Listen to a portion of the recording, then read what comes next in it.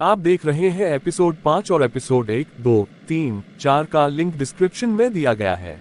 रात ज्यादा हो गई थी। अष्टमी का चांद सोने जा चुका था। दोपहर के कमल की तरह साफ आसमान में सितारे खिले हुए थे।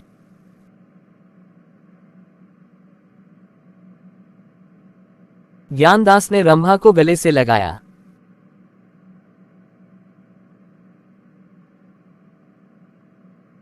रंभा ने मगनदास की किस किया और वो दोनों सोने के लिए चले गए। मगनदास सो गया, मगर रंभा की आंखों में नींद न आई। वो बैठी हुई रोती रही। सुबह हुई तो मगनदास उठा और रंभा को पुकारने लगा, रंभा रंभा रंभा रंभा रंभा रंभा। मगर रंभा रात ही को अपनी चाची के साथ वहां से कहीं चली गई थी।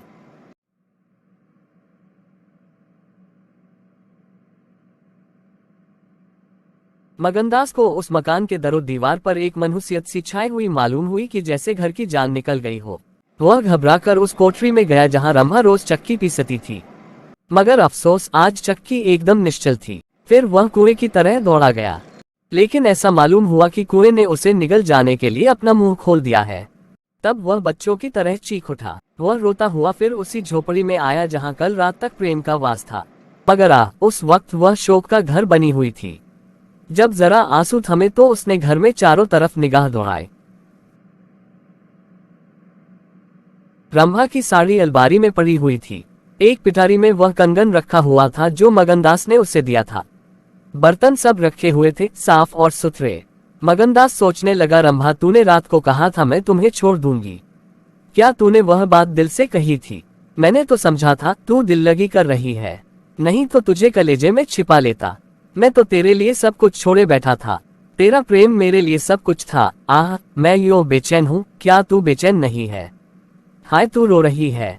मुझे यकीन है कि तू अब भी लौट आएगी। फिर सजीव कल्पनाओं का एक जमघट उसके सामने आया। वे नाजुक अदाएं, वे मतवाली आंखें, वे भोली भाली बातें, वे अपने को भूली हुई सी मेहरबानियां, वह जीवनदायी मुस्कान, वे आशिकों जैसी दिलगोया, वो प्रेम का नशा, वो हमेशा खिला रहने वाला चेहरा, वह लचक लचक कर कुएं से पानी लाना, वह इंतजार की सूरत, वह मस्ती से भरी हुई बेचैनी, ये सब तस्वीरें उसकी निगाहों के सामने बेताबी के साथ फिरने लगी। मगनदास ने एक ठंडी सांस ली और आंसुओं और दर्द की उमड़ती हुई नदी को मर्दाना जबत से रोककर उठ खड़ा हुआ। नागपुर जाने का पक्का फैसला हो गया। तकिए के नीचे से संदूक की कुंजी उठाई तो कागज का एक टुकड़ा निकल आया। ये रंभा की विदा की चिट्ठी थी। प्यारे